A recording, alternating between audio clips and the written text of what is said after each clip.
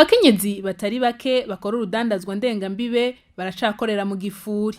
Ni nayo mpamvu ikigo OBR catunganije kuri wa 30 Gitugutu umwaka wa 2020 inyigisho kuri abo badandaza kugira babigishe ivyerekeye gutanga amakori n'amatagisi, ukugene ikigo OBR gikora n'ivyo umudandaza wese ategerezwa gukora kugira dandaze hisunzwe amategeko nkuko bimenyeshwa na Ndengambibe avugira ikigo OBR. Intumbero yayo no kubahimiriza kugira ngo bamenye ivyerekeye amakori n'amatagisi, bamenye amategeko asanzwe agenga amakori n'amatagisi ngaha mu gihugu cyacu cy'u Burundi, kuko biribonekeza mu biharuro dufise yuko abo bakenyezi bakora urudandazwa ndengambibe kenshi baca mu binwabi.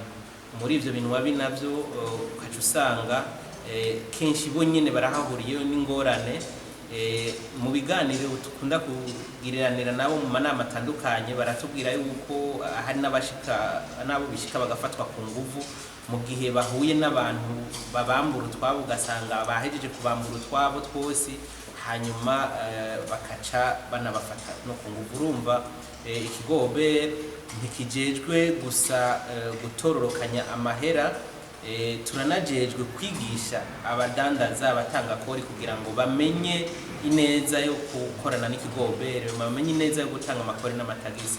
Intumbero rero nuko bava mu ngeso zitameze neza, ari izo zo guca mu kinwabi, aho usanga hariho abakenyezi bake niko nobita bagifise mwe nako kageso ko kugomba guca mu binwabi. Umwe mu bakenyezi bariko bahabwa izo nyigisho yashimiye ikigo OBR kuko abakenyezi benshi bakora urwo rudandazwa ndengambibe kubera kutamenya, narirya benshi muri bo baba batize amashuri menshi.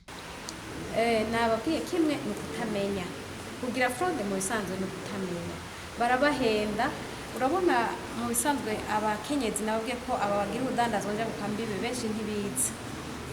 Iyo utize rero ukaja gukora ikintu kijanye n'urudandazwa cyangwa kisa kukuzanira amafaranga, iyo utabiharuye neza urabona mugenza wahora agenda akazana ukabona ko yaronse amafaranga, hanyuma ugaca uvuga uti je nanje nokora akazi nkakajya noronkamwe amafaranga.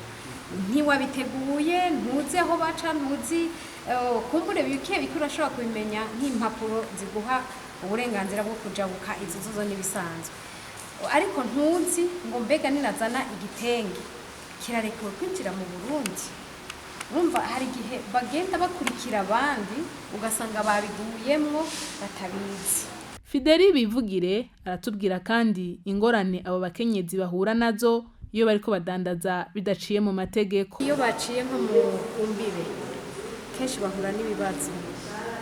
Urashikana ukigenda nta kibazo kuko utwaye amafaranga nta bunyakwaka, mugabo uvuye kuzana ivyo bintu ugarutse kubera kutamenya ugasanga waguze nk'ibintu bitarekuwe n'amategeko, babifata ugaca utera induru hejuru ngo baranyivye. Canke naho hari uwaguciriye agace ati ibi bintu ni wabicisha hajya kwibarabara hajya habona barabikwaka, agaca agerageza guca mu mazi canke akabihereza hariho utwana twama tuza kubatwaza imizigo twamenyereye guca mu mazi, tukabatwaza bogoroye bagaheza bagaca babaha amahera. Hari igihe rero ushobora guhura n'ubwo bwana bw'ububandi canke n'abantu bakuze bariho bakora ako kazi nyene ko kujabutsa ibintu by'abantu baciye mu kinwabi. Hari igihe rero babikora bagaca babinyuruza bakabicisha ahandi bakabitwara, wowe ukaza kuja uciye mu nzira nziza ngo muraza guhurira hariya ukarindira ukabura. Ico ni kimwe. Canke icya kabiri ni byinshi, hari n'igihe ushobora guhura n'abapolisi kubera ko bazi yuko kenshi abakenyezi batazi amategeko, akakubwira ati ibi bintu wazanye ntibirekuwe n'amategeko.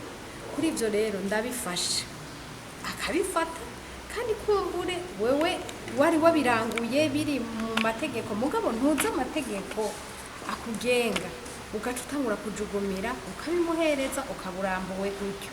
Hari n'igihe n'abandi bishobora gushika uhura n'umuntu akiyita ko ari nk'umukozi wa leta wa OBR cyangwa wa douane akabikwaka hanyuma akakubwira ati jewe rero kugira ngo ndabigusubize nababwiye ko murabona ko twaserukiye abakenyezi turabakenyezi cakubwira ati jewe turaryamana hanyuma ucumpe ngenda gusubiza ibintu vyawe mwumva yuko intambamyi ziri ku bakenyezi ni nyinshi cyane kandi urwo rudandazwa ntibashobora kureka kurukora kuko niko rubabeshejeho